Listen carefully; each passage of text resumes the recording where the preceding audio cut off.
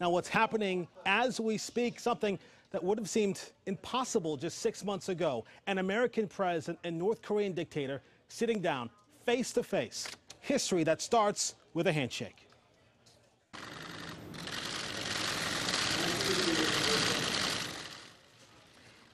Of course, we can't be a fly on the wall inside the meetings today, so we're really forced to analyze every detail that we're seeing outside of it. Just look at the body language here.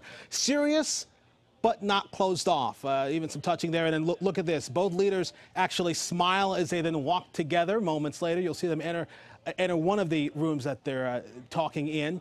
And if you're looking at these two men in the vacuum, you might never realize just how much hostility and distrust there has been between our two nations over recent decades. Well, here's President Trump speaking before their historic private meeting. We're going to have a great discussion, and I think tremendous success. It'll be tremendously successful. And it's my honor, and we will have a terrific relationship, I have no doubt. So after some quick comments, the press left the room, leaving just the two leaders and their translators to spend some time together. That in itself is a big deal.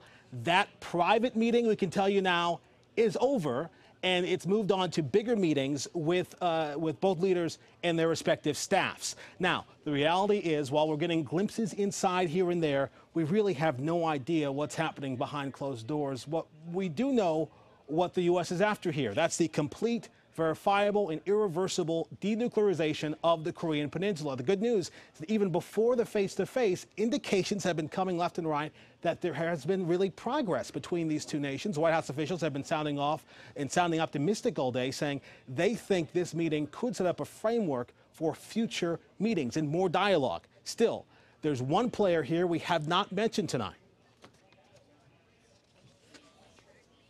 Kept going back. I kept going back. I kept going back. I showed my loyalty and my trustworthy to this country. And I said to everybody, I said, the door will open. I remember you saying.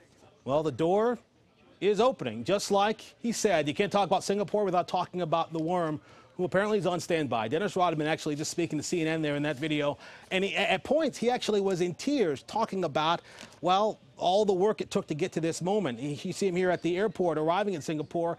He's told reporters here he had no idea what his role would be, if there's any role at all. But he said he's just here to offer his support to his friends, being Kim Jong Un and President Trump.